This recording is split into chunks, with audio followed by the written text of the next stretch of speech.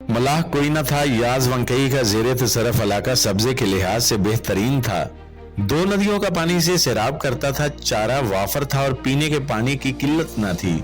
ये सब खूबियां इस दौर के लिहाज से ऐसी थी जिनकी हिफाजत के लिए जंगजुओं की तलवारों की जरूरत थी। बहरहाल याज वंकई की बीवी ओलोन के शोर शराबे के बावजूद लोगों की एक अक्सरियत इन्हें छोड़कर चली गई और जो लोग पीछे रह गए वो तादाद में कलील और जंगजोई के इतबार से किसी खास दर्जे पर फायज न थे।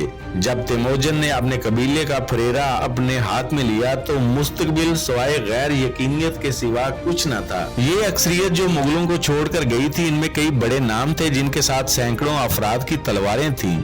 अगर यहाँ पर याज वंकई के एक बड़े दुश्मन तरगतई का जिक्र न किया गया तो वाकयात का तसलसल एक टूटी जंजीर की मानिंद होगा। ताईजोत कौम का ये सरदार तरगतई अपनी कौम के लिए बहुत कुछ करने का मतलाशी था ताकि इसे महकूम कौम से निकाल कर हाकम कौम में शामिल कर सके। वो मुगलों के अजली दुश्मन थे, लेकिन याज वंकई की तलवार की काट के सामने इस कबीले की मजाल न थी कि सहराए गोभी के इस पार बुरी नीयत से देख भी सके।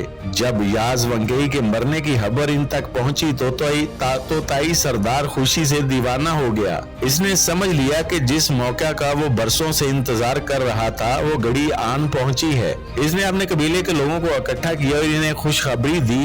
लोगों ने दरियाफ्त किया कि अब क्या लाया अमल एख्तियार करना है। ताई सरदार का जवाब था कि मैं तुम लोगों को ऐसी वादी में न ले चलूं जहां का मौसम खुशगवार, पानी और गोशत वाफर है, जहां बुरी और तिरछी आंखों वाली औरतें इनकी राह तक रही हैं।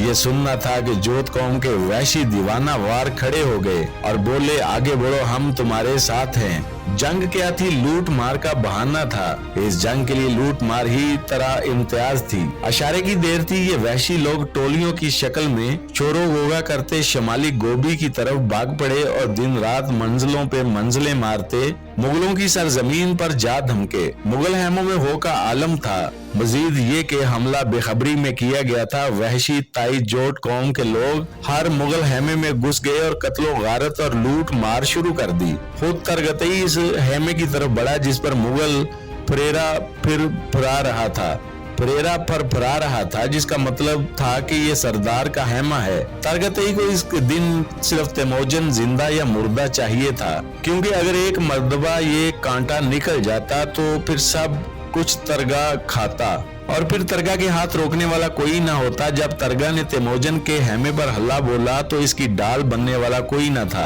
मासवे तेमोजन के सुतेले भाई कसार के तेमोजन ने आफियत इसी में जाने के जान बचाए। कसार ने घुस बैठियों पर अंधाधुंध तीरों की बारिश कर दी, जिन्होंने मुखालिफिन की पेशकदमी को रोका। इस हंगामे का फायदा उठाकर तेमोजन बच निकला और गोली सरपट भागता चला गया। बाद में कसार भी इसके पीछे आ गया। दुश्मन भी हार मानने के लिए तैयार न था। वो जानता था कि तेमोजन को काबू करने का इससे बेहतरीन मौका ना इससे कबल मिला था और ना आइंदा मिल सकेगा।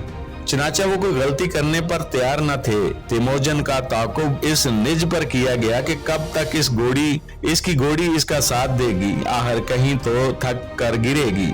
इधर तेमोजन और इसके भाई की कोशिश ये थी कि खुले मैदान से जल्द अज जल्द निकलकर पहाड़ियों की ओट या दरख्तों की आड़ मिल जाए तो फिर इनके बच निकलने के इम्कान है। ताकुब मुसलसल जारी था।